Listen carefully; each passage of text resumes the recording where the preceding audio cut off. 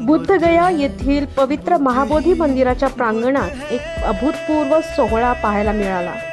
74 देशांचे प्रतिनिधी आणि 327 परदेशी नौसैनिक अधिकारी आणि कर्मचारी तथागताच्या चरणी नतमस्तक झाले।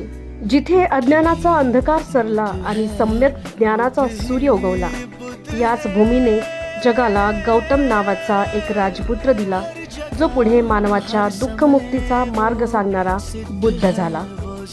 जेव्हा जगातील 74 देशांचे 327 सामर्थ्यवान नौसेना अधिकारी आपली शस्त्र आणि पदे बाजूला ठेवून एका भिक्खूच्या शांती संदेशासमोर नतमस्तक होतात, तेव्हा सिद्ध होतं की तलवारीच्या धारेपेक्षा करुणेची धार अधिक शक्तिशाली असते। भारतीय नौदलाने आयोजित केलेल्या मिलन 2026 या निमित्ताने आलेल्या या पाहुण्यांनी बुद्धगयेत शांततेचा अनुभव घेतला। आज जग अस्वस्थ आहे, संघर्ष सुरू आहेत। अशा वेळी बुद्धांचा मध्यम मार्ग हाच एक आशेचा एकमेव किरण आहे।